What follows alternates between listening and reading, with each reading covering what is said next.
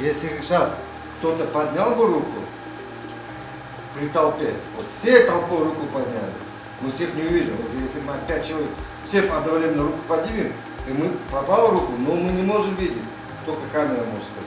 В ближайшее время на стадионах Кыргызстана появится система ВАР. Почти неделю отечественные специалисты проходят практическое обучение под руководством иностранных экспертов.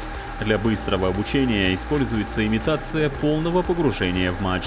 Сейчас в режиме симулятора стоит 2 сервера. Один из них является именно сервером системы ВАР. На втором записаны ролики, которые предоставляла FIFA для обучения. Они воспроизводятся синхронно 8 каналов. Таким образом, получается, люди, которые работают за системой, они могут себя почувствовать, как будто бы они находятся на матче и работают непосредственно с теми моментами, которые происходят. Система ВАР позволяет судьям рассмотреть любой эпизод до мелочей. В современном футболе арбитрам очень тяжело уследить за всеми процессами на поле, а видеоассистент рефери поможет принять верное решение. Он дает положительное, справедливое решение. Решение в той или иной момент, потому что судья тоже человек, он ошибается, он не увидел момент, ракурс его закрыт, угол зрения закрыт, игрок закрыл, поэтому, чтобы справедливо было, и эта система ВАР был создан со стороны FIFA, и вот наши судьи обучаются. В скором времени специальная техника отправится в Джалалабад, где будет протестирована, а затем использована на первом международном турнире КАФА Ю-20 в начале июля. Седьмой, да. Седьмой, шаг назад, шаг вперед. Все, он пенальти желтый дал, судья во время игры. Мы проверили, он правильно дал, желтую карточку тоже он правильно дал, мы поддерживаем решение судьи. Больших трудностей я не вижу. На самом деле есть небольшая проблема просто с тем, что для людей это новинка.